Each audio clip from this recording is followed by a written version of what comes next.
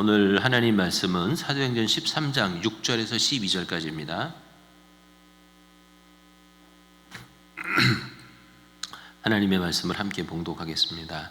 온 섬 가운데로 지나서 바보에 이르러 바 예수라 하는 유대인 거짓 선지자인 마술사를 만나니 그가 총독 서기오 바울과 함께 있으니 서기오 바울은 지혜 있는 사람이라 바나바와 사울을 불러 하나님의 말씀을 듣고자 하더라. 이 마술사 엘루마는 이 이름을 번역하면 마술사라. 그들을 대적하여 총독으로 믿지 못하기에 힘쓰니 바울이라고 하는 사울이 성령이 충만하여 그를 주목하고 이르되 모든 거짓과 악행이 가득한 자요 마귀의 자식이요 모든 의의 원수요 주의 바른 길을 굽게 하기를 그치지 아니하겠느냐. 보라 이제 주의 손이 내 위에 있으니 내가 맹인이 되어 얼마 동안 해를 보지 못하리라 하니 즉시 안개와 어둠이 그를 덮어 인도할 사람을 두루 구하는지라. 이에 총독이 그렇게 된 것을 보고 믿으며 주의 가르치심을 놀랍게 여기니라. 아멘. 자리에 앉으시기 바랍니다. 옆에 분들하고 우리 인사하겠습니다. 말씀의 은혜 받읍시다. 자, 오늘도 원포인트 한번 읽어볼까요? 시작. 하나님은 적은 열매를 통해서 영광 받으시고 위대한 미래를 보증해 주십니다. 네, 명령으로 작은 열매를 귀히 알고 작은 열매라도 맺어드리도록 날마다 성령님께 순종하고 인내하라. 아멘.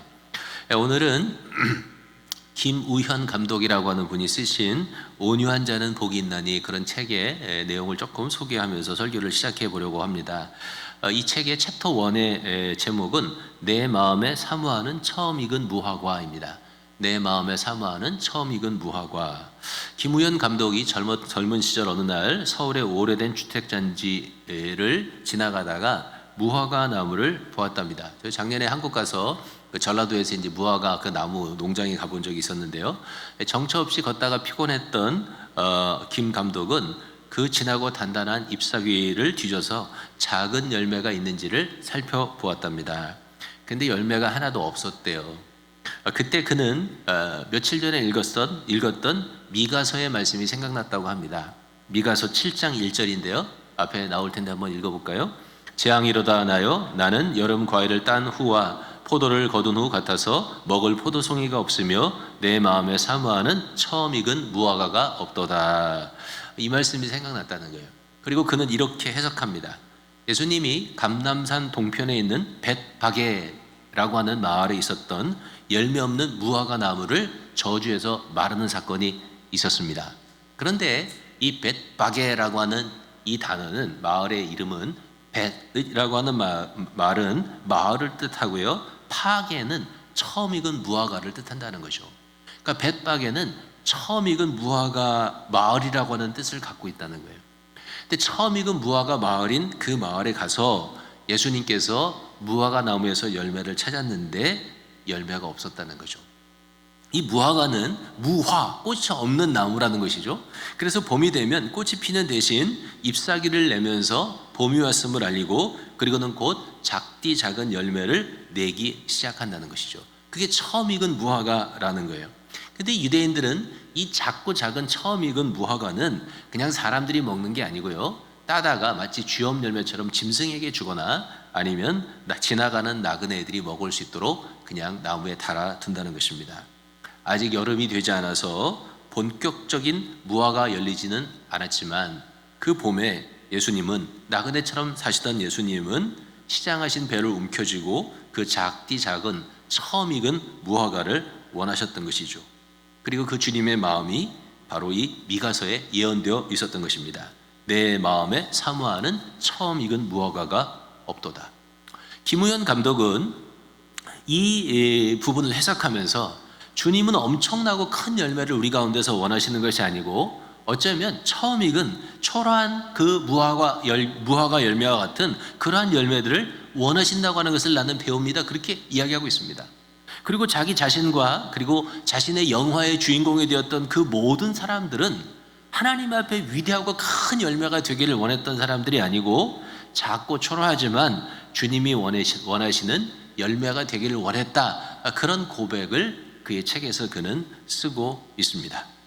다시 미가서로 돌아가 보면 주님께서 왜 그 무화과 나무를 말라 죽도록 저주하셨는지를 알게 됩니다. 미가서 7장 1절 맨 앞에 부분에 뭐라고 쓰고 있습니까? 재앙이로다 나여, 이렇게 쓰고 있습니다. 포도 열매를 맺어드린 것도 아니고요, 여름에 과실을 맺어드린 것도 아닙니다.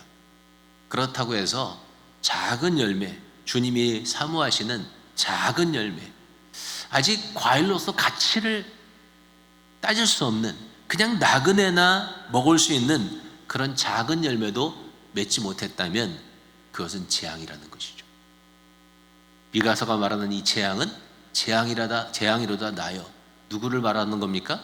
그 당시 이스라엘의 한 백성이었던 자기를 말하는 것이고, 그리고 또 이스라엘 전체를 말하는 것이죠. 주님이 말라 죽게 했던 그 무화과 나무는 사실은 작은 열매도 맺지 못했던 이스라엘 전체를 말씀하는 것 아니겠습니까? 사랑하는 성도 여러분, 여러분은 주님께서 사모하시는 그 처음 익은 열매들을 하나님께 맺어드리고 있으십니까? 크고 빛나고 굉장한 열매를 맺어드릴 수 있으면 좋겠거니와, 그렇게는 못하더라도 우리가 정말 빛나고 찬란한 열매를 하나님 앞에 맺어드리지는 못한다고 하더라도 적어도 작고 초라한 열매들이라도 하나님께 드릴 수 있어야 되겠다고, 그렇게 오늘 본문 말씀을 읽으면서 우리는 생각하게 되는 것이죠. 주님께서 우리 가운데 원하시는 것은 어쩌면 그렇게 찬란하고 영광스러운 어떤 열매가 아니고 처음 익은 무화과처럼 작은 열매들을 우리 가운데 우리가 거두어 하나님 앞에 드리기를 우리 주님이 마음에 사모하고 계심을 믿으시게 되기를 주의 이름으로 축복합니다. 이제 본문으로 돌아가서 바울과 바나바가 파송을 받고 떠난 첫 번째 선교지 구브로에서 있었던 일들과 이 처음 익은 작은 열매가 어떻게 연결되는지 제가 한번 이렇게 말씀을 통해서 증거해 보겠습니다. 먼저 13장 4절을 다시 한번 읽어볼게요. 시작. 두 사람이 성령의 보내심을 받아 실루기아에 내려가서 거기서 배를 타고 구브로에 가서, 두 사람 바나바와 바울은 안디옥 교회 파송을 받고 선교를 떠났지만 13장 4절에 의하면 사실은 성령의 보내심을 받아 떠난 것이라고 성경이 기록하고 있습니다. 하나님의 성령은 이 바울과 바나바를 따로 세우셨죠. 하나님의 성령은 그들을 보내셨습니다. 그런데 거기서 멈춘 것이 아니고 하나님의 성령은 그들을 구브로로 이제 구체적인 장소까지 정해서 보내십니다. 바나바와 바울이 갔던 곳은 실루기아라고 하는 항구였습니다. 근데 그들은 실루기아에 머물지 않았어요. 거기서 복음을 전한 게 아니에요. 그냥 실루기아는 그냥 배를 타는 장소로만 활용했습니다. 그리고 구브로까지 갔던 것이죠.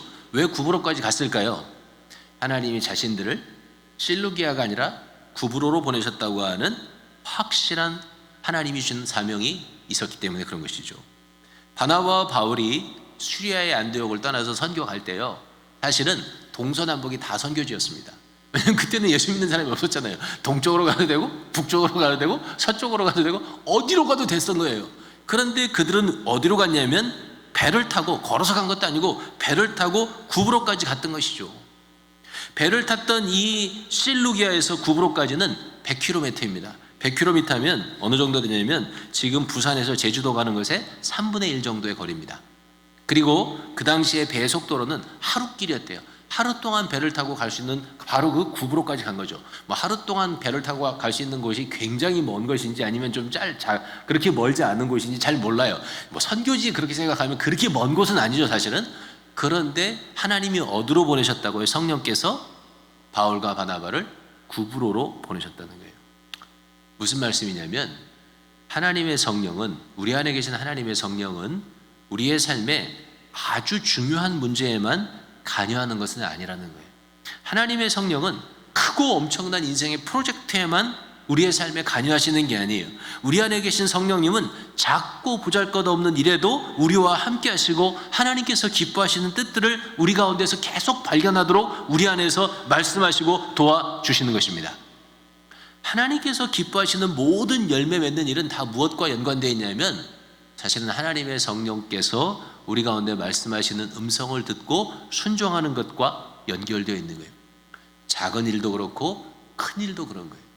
내 안에 계시는 성령께서 내 안에 말씀하시는 일을 할 때 그것이 하나님이 원하시는 열매가 되는 것이지, 내가 내 멋대로 내 마음대로 행해서 하나님 앞에 드리는 것이 하나님 앞에 기쁨을 드리는 열매는 아니라는 것이죠.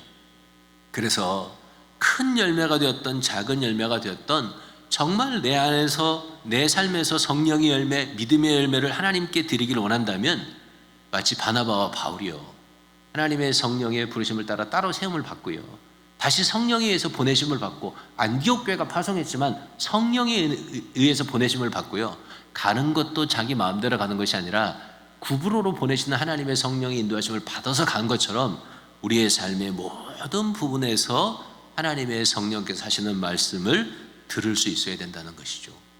그 말씀을 듣도록 사모해야 된다는 거예요. 사랑하는 성도 여러분, 여러분에게 제안을 하나 드리겠습니다. 여러분이 집에 가셔서 노트 한 장을 이렇게 꺼내가지고 빈 노트를 냉장고에다 한번 붙여놔 보세요. 여러분이 나는 이제 노트에다가 이렇게 연필로 이렇게 글씨 쓰는 세대가 아니고 핸드폰에다 메모장에다 이렇게 엄지로 이렇게 찍는 스타일입니다. 핸드폰에 찍어도 상관없어요. 뭘 해도 상관없어요. 일주일 동안 여러분이 뭘 하시냐면, 일주일을 지나면서 하나님의 성령께서 내 안에 말씀하시는 말씀들을 거기다 다 적어보는 거예요. 무슨 말씀이든지 간에 하나님의 성령께서 내게 말씀하시는 것을 다 적어보는 거예요. 종이에다 적든지 아니면 이렇게 타이프를 치든지, 그렇게 일주일을 한번 지내보세요. 여러분이 일주일을 지냈는데 하나님의 성령께서 내 마음 가운데 말씀하시는 말씀을 한 번도 듣지 못해서 아무것도 쓸 수 없었다면 여러분은 여러분의 신앙을 심각하게 고민해 봐야 합니다. 여러분의 신앙이 정말 살아있는 신앙인지 아니면 죽어있는 신앙인지 깊이 고민해 봐야 합니다.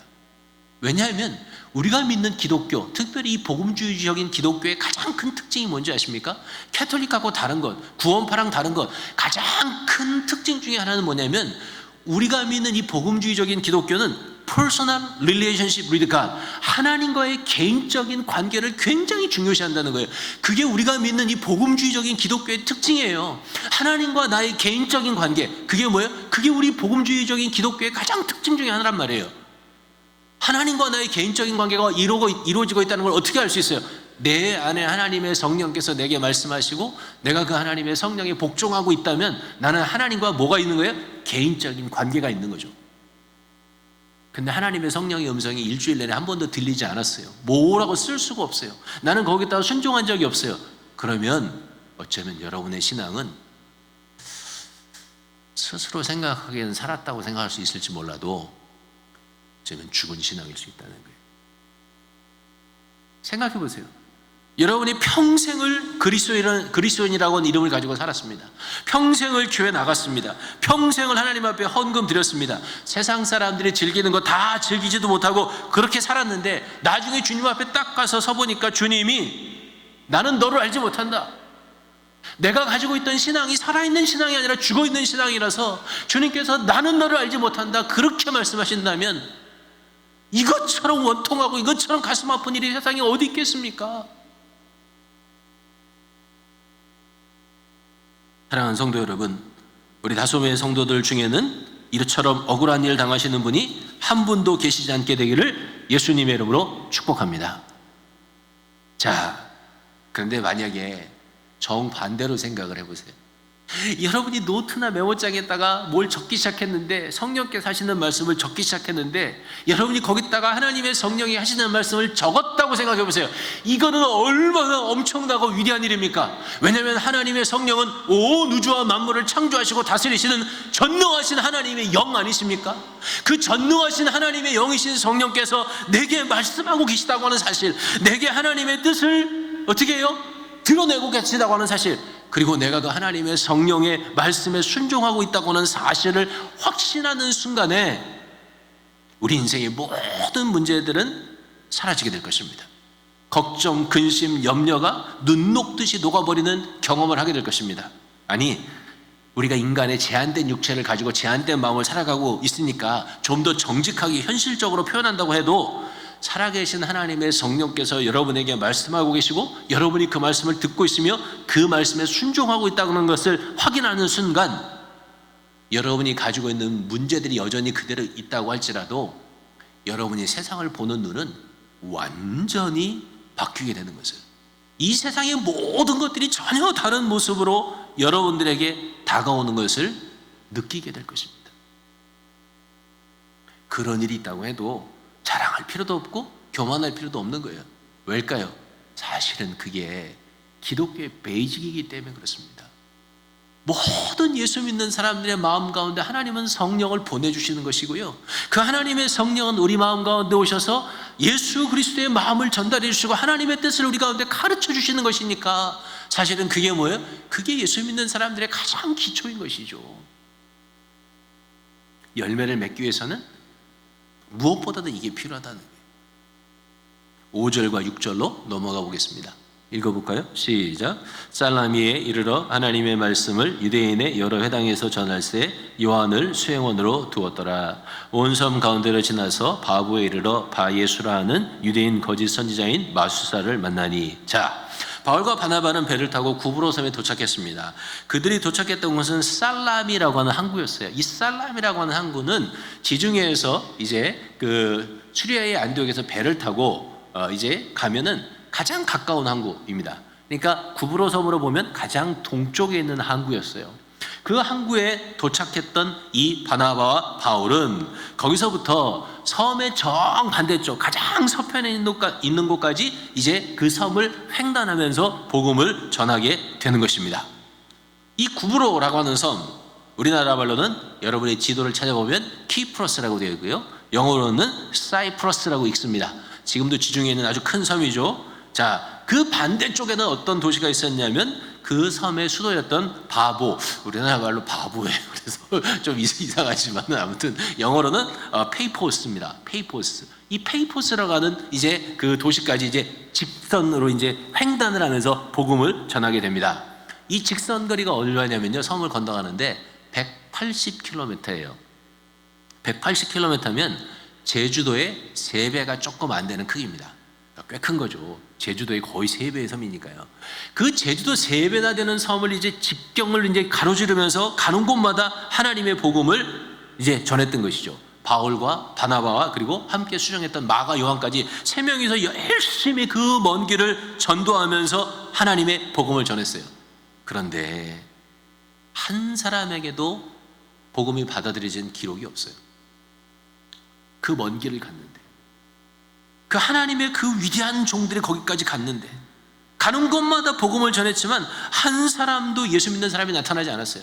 정확한 이유는 몰라요. 그 섬이 귀신의 영향이 셌기 때문에 그럴 수도 있고요, 아니면은 처음으로 시행했던 선교 사역이었기 때문에 전력과 전술이 부족했을 수도 있어요. 그러나 분명한 것은 무엇이냐면 바울과 바나바가 하나님의 성령의 인도하심을 받고 순종해서 선교사가 되었고, 하나님의 성령의 인도하심을 받고 구브로까지 갔고, 그래서 살라미에서 배를 타고 이제 다시 살라미에 배를 타고 도착을 했고, 거기서 180km를 여행하면서 복음을 전했지만 한 사람도 그때까지는 복음을 듣고 결단한 사람이 없다는 거예요.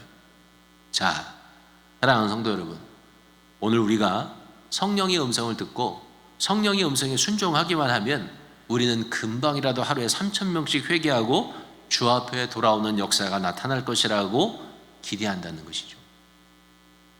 대부분의 사람들이 다 그렇게 기대한다는 거예요. 그러나 그렇지 않을 수도 있다는 걸 가르쳐 주는 거예요. 성령이 분명한 인도하심을 받았잖아요. 분명히 성령께서 함께 하셨잖아요. 성령이 가라는 곳으로 갔잖아요. 그런데 바보에 이를 때까지 단 한 사람도 구원에 이르지 못한 것처럼 우리가 하나님의 성령의 인도하심을 받고 간다고 할지라도 폭발적인 역사가 나타나지 않을 수 있다는 것이죠. 바울의 1차, 2차, 3차 전도 여행을 생각해 보세요. 바울은 그렇게 성령의 능력이 충만했습니다. 그는 그렇게 겸손했습니다. 그는 그렇게 기도하는 하나님의 종이었습니다.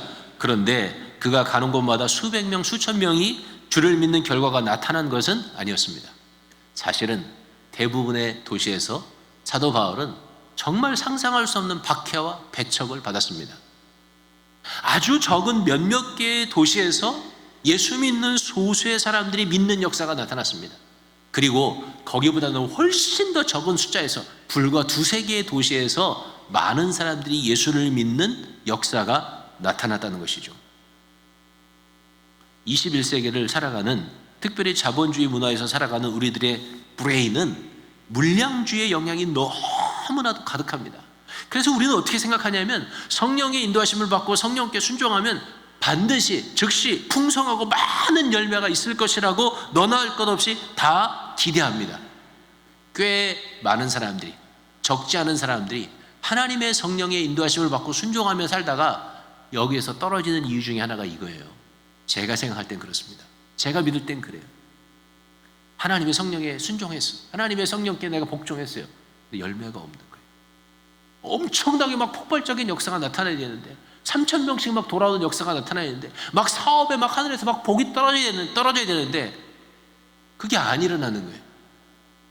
물량주의로 가득한 나의 브레인이 내가 성령의 인도하심을 따라 순종했는데 그게 일어나지 않을 때 그 하나님의 성령이 더 이상 순종하겠다고 하는 욕구가 떨어지는 거죠. 그래서 가지 못하는 거예요. 믿음 생활에 있어서 열매는 굉장히 중요해요. 왜냐하면 주님께서도 좋은 나무마다 좋은 열매를 맺는다고 말씀하셨기 때문에 그런 것이죠. 그러나 명심해야 될 게 있어요. 그게 뭐냐면 이 열매라고 하는 것은 항상 가시적인 것은 아니라는 거예요.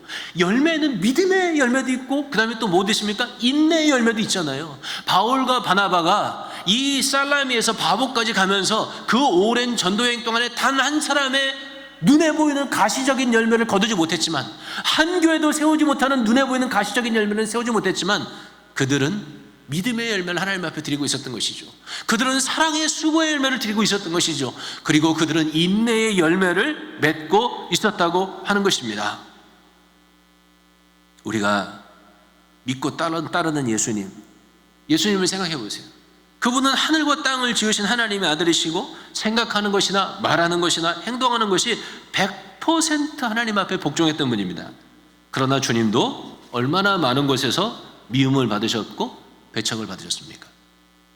주님은 그의 고향 나사렛에서 배척을 받았고요, 무덤 속에 헤매던 광인을 고쳐주신 거로다 지역에서 배척을 받으셨고요, 기적을 가장 많이 베푸셨던 베스테다와 고라신에서도 배척을 받으셨습니다. 결국 주님은 배척을 받은 끝에 모든 사람에게 버림을 받고 십자가에 죽지 않으셨습니까? 아무런 열매 없이 모든 사람에게 배반을 당해서 십자가에 죽으심으로 실패한 것처럼 보였지만 결국은 주님은 이기고 살아나셨고 그를 따르는 모든 자들의 구주가 되셨으며 지난 2000년 동안에 엄청난 생명의 열매를 거두고 계시는 것이죠. 그러므로 사랑하는 성도 여러분, 우리가 성령의 음성을 듣고 성령에 순종하며 가면서도 눈에 뜨이는 열매가 없다고 하더라도, 주변 사람들이 칭찬해주고 인정해주는 그런 결실이 없다고 하더라도 낙심하지 말아야 하는 것입니다. 꾸준하게 성령께 복종하는 삶이 필요한 것입니다. 그렇게 하나님 앞에서 복종하면 데살로니가후서 3장 13절 읽어볼까요? 시작. 형제들아 너희가 선을 행하다가 낙심하지 말라. 갈라디아서 6장 9절도 시작. 포기하지 아니하면 때가 이름에 거두리라. 아멘. 포기하지 않으면, 하나님의 성령께 순종하는 것을 포기하지 않으면 때가 이르면 거두게 하시는 것이죠. 그러므로 정말 중요한 것은 내가 지금 얼마나 많은 열매를 거두고 있느냐, 그것이 중요한 것이 아니고, 진짜 중요한 것은 지금 설교를 하고 있는 저와 설교를 듣고 있는 여러분이 살아계신 하나님의 성령의 음성을 듣고 그 음성에 순종하고 있느냐, 그게 정말로 중요하다는 것입니다. 한번 지난 한 주간을 돌아보시게 되길 바랍니다. 우리가 코로나19 때문에 많은 사람을 만나지 못하지만 그래도 매주 몇 사람 또는 적어도 10명이 넘는 사람들과 대화하면서 지나지 않습니까? 지난주에 여러분이 만나며 대화했던 사람들의 이야기를 한번 떠올려 보십시오. 그리고 그분들의 이야기를 들으면서 정말 그분은 하나님의 성령의 음성을 듣고 그 말씀에 순종하고 있구나, 그렇게 고백하고 있구나, 이런 말을 몇 번이나 들어보셨나요? 또 한번 정반대로 생각해 보세요. 여러분의 이야기를 듣는 사람들 중에서 과연 몇 명이나 되는 사람들이 여러분의 음성을 듣고 여러분이 하나님의 거룩한 성령에 순종하고 그 순종하기 위해서 인내하고 있다고 하는 이야기를 들었을까요? 사랑하는 성도 여러분, 여러분을 축복합니다. 세상 사람들이 여러분을 통해서 성령께서 하시는 말씀을 들을 수 있게 되기를 주의 이름으로 축복합니다. 여러분이 말과 입술이 성령이 말씀하시는 도구가 되기를 주의 이름으로 축복합니다. 그리고 더 나아가서 여러분의 삶 자체가 성령께 인내로 순종하는 메시지가 되어서 세상 가운데 나타날 수 있게 되기를 축복합니다. 그렇게 될 때 하나님이 영광을 받으시는 거죠. 한없는 영광을 하나님이 받으시는 거예요. 그러면 세상이 복음을 듣고 주께로 달려오는 사람들이 있게 되는 것을 여러분은 볼 수 있게 될 것입니다.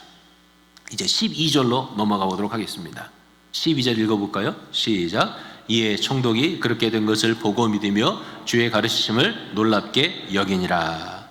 구브로 섬을 횡단하면서 바나바와 바울 그리고 마가라고 불리는 요한이 첫 번째 선교지였던 이곳 구브로에서 거둔 유일한 열매가 여기 나옵니다. 딱 한 사람이 구원받았습니다. 뭐 빌립보처럼 뭐 간수와 그의 가족이 구원을 받았다 이게 아니에요. 이 구브로에서는 딱 한 사람이 구원받았어요. 그 한 사람의 열매, 제주도의 3배 많은 섬을 횡단하면서 거둔 단 한 사람의 영혼의 열매가 여기 기록되어 있습니다. 어떠세요? 적은 열매, 이렇게 제가 제목을 단 것이 틀린 표현은 아니죠. 그렇게 많은 복음을 전했는데 한 사람의 결신자라니, 이 한 사람이 유일한 열매였다는 거예요. 그리고 그 한 사람의 열매를 거두는 것도 쉽게 일어난 일이 아니었습니다. 그 섬에는 사탄의 장난과 방해가 심했습니다. 그 사탄의 방해는 박수 바 예수라고 하는 자를 통해서 나타났습니다. 바 예수라고 하는 말은, 바라고 하는 말은 여러분 다 아시는 것처럼 아들이라고 하는 뜻이죠. 그 다음에 예수는 예수님이 할 때 똑같죠. 여호수아에서 왔습니다. 구원이라고 하는 뜻이에요. 그러니까 바 예수는 구원의 아들이라고 하는 뜻이죠. 이름은 기가 막히게 좋았어요. 그런데 그가 했던 일은 어떻게 해요? 사탄의 도구에 불과했던 것입니다. 하나님께서 하시는 거룩한 성령의 일을 방해했던 것이죠. 겉으로는 천사의 옷을 입었지만 실상은 사단의 일을 했던 자가 바로 누구예요? 바 예수라는 거예요. 우리도 한 주를 살아가면서 우리 주변을 잘 살펴봐야 돼요. 수없이 많은 사람과 수없이 많은 일들이 사단의 일을 우리 가운데 행합니다. 하나님의 일을 방해합니다. 그들은 광명의 천사의 옷을 입었어요. 그러나 하는 일을 보면 사단이 하는 일인 것이죠. 우리도 조심해야 됩니다. 내가 천사의 광명한 옷을 입었지만 내가 하는 일이 하나님이 하는 일에 방해가 되지 않는지 항상 조심해야 되는 것이죠. 바울과 바나바가 복음을 전하기 이전에 이 박수무당이었던 박수무당은 구브로 섬의 총독이었던 서기오 바울 옆에서 큰 기득권을 누리던 사람이었습니다. 근데 이 박수가 활동하기 좋았던 곳이 구브로예요. 왜냐하면 이 구브로라고 하는 섬은요, 역사적으로 굉장히 유명한 곳입니다. 그곳에는 그리스 로마 신화에 나오는 아프로디테라고 하는 여신의 제단이 있었어요. 아프로디테는 다른 말로 하면 비너스라고도 얘기하죠. 그리스하고 로마가 이제 서로 연결하면서 한 곳에서는 아프로디테, 한 곳에서는 비너스 이렇게 연결되어 있습니다. 근데 이 아프로디테라고 하는 이 비너스는요, 비너스의 여신상은 사랑의 여신이에요, 본래. 그럼 이 사랑의 여신의 이 신전이 언제부터 있었느냐? 주전 1200년 전부터 이 섬에 있었습니다. 그리고 이 섬은 본래 이 그리스 로마 신화에 의하면 아프로디테가 탄생한 섬이에요. 그래서 아프로디테 이 여신을 섬기는 제단에는 그리스의 많은 신상들이 세워져 있어요. 근데 여러분 다 아시는 것처럼 그리스의 신상들은 다 어떤 모습을 갖고 있습니까? 인간의 모습을 갖고 있잖아요. 그런데 아프로디테 신상은 인간의 모습이 아니었어요. 검은 돌이었어요.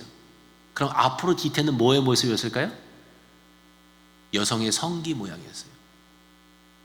여성의 성기 모양을 한 큰 돌을 세워놓고 그거를 신으로 섬겼던 신전이 이 섬에 있었어요. 다른 말로 하면요, 이 섬은요, 말할 수 없는 음란의 문화가 가득했던 섬이란 말이에요. 그거를 앞서서 행했던 게 아프로디테 신전이었어요. 로마의 총독이었던 서기오 바울은요, 그 당시에는 고대에는요, 종교 활동을 관할했던 사람이에요. 그 사람은 거기서 깊은 영향을 받았던 거예요. 그런데 거기만 영향을 받은 게 아니라 그 미래를 점치는 그 박수무당에 의해서 또 영향을 받았던 것이죠. 그러니까 이 섬은요, 사단의 매매 강력한 영향을 받고 있었던 섬이었던 것입니다. 그런데 서기오 바울은 총독은요, 성경에 보니까 지혜 있는 사람이었어요.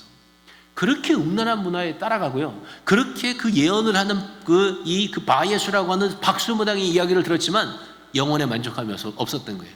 하나님께서 그 영혼에 진실한 하나님의 진리를 사모하는 마음을 주셨던 거죠.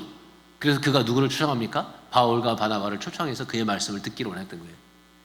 그거를 옆에서 이 바 예수라고 했던 무당이요, 말할 수 없이 방해했던 거죠. 결국은 하나님의 특별한 역사가 나타나서 이 박수무당의 눈이 멀어지는 하나님의 역사를 일으킵니다. 그리고 그 기적의 역사를 통해서 복음을 들었던 한 사람, 서기오 바울이라고 하는 결신자가 탄생하게 되는 것이죠. 사랑하는 성도 여러분, 여러분 생각이 어떠세요? 그렇게 금식해서 기도하면서 교회가 어렵고 힘든 결단을 했습니다. 그래서 선교사를 파송해서 보냈습니다. 배를 타고 위험한 백길을 지나서 제주도 3배만한 섬을 횡단하면서 3사람의 선교사가 있는 힘을 다해서 복음을 전했는데 딱 한 사람의 결신자가 나왔습니다. 실망스러운가요? 실망스럽습니까? 낭망할 상황인가요? 이렇게 열매가 없다면 그만두어야 될 일이라고 생각하십니까? 물론 아닌 거예요. 어쩌면 한 사람의 결신자를 얻었지만 그것으로 충분했을 수 있습니다. 2가지 이유 때문에 그래요. 첫 번째, 바로 그 한 사람으로 말미암아 하늘의 아버지는 하늘의 문을 열고 잔치를 여시는 거예요. 누가복음 15장 6절 7절 읽어볼까요? 시작. 집에 와서 그 벗과 이웃을 불러 모으고 말하되 나와 함께 즐기자. 나의 잃은 양을 찾아내었노라 하리라. 내가 너희에게 이르노니 이와 같이 죄인 한 사람이 회개하면 하늘에서는 회개할 것 없는 의인 99으로 말미암아 기뻐하는 것보다 더하리라. 아멘. 하늘의 아버지가 그렇게 하셨다면 그 작은 한 사람의 영혼의 열매를 통해서 하나님 아버지가 기뻐하신다면 선교사님들의 모든 수고와 노력은 충분한 보상을 받은 것이라고 믿을 수 있는 거죠. 그래서 적은 열매도 귀하다는 거예요. 2번째 이유는 그는 단 한 사람이었지만 그는 로마 사람이었고 구브로의 총독이었다는 거예요. 다른 말로 하면 구브로 섬의 모든 이방인을 대표하는 사람이 누구였냐면 이 총독이었어요.